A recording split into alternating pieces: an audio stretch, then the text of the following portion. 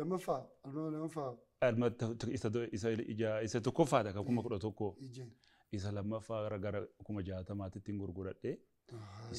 isii wayyaafadhee yuunuma hamilee guddoolee tanatti turte isii bifa kana keessa dabrine jechuudha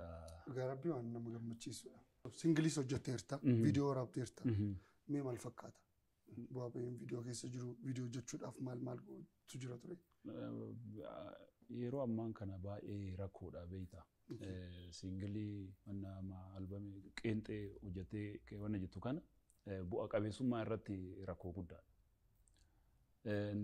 YouTube dhani warri entertainmentii qaban jiranii namootiin sirra fudhatan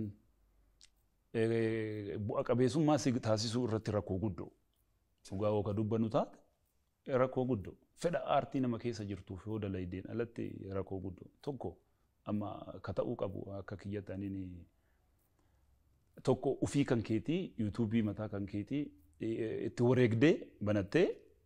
uf guddisu yoo hin taane ammootu amma waan viewdhaan jedha wayitu jira viewdhaan nagadhaan ilaalame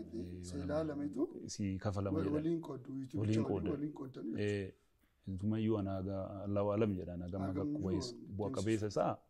natti hin fakkaatu irri caaliin amma ka artistootas bu'a qabeessa taasisu wareegdee sirba tokko lama itti wareegdee YouTube kan kee banattee hojii bareedduu YouTube kaatiin jalqabudha garuma kee dhufaa diqqaadhu guddadhu waggaa tokkollee waggaa lamallee taa'u wanni sun gara kan kee dhufaa deema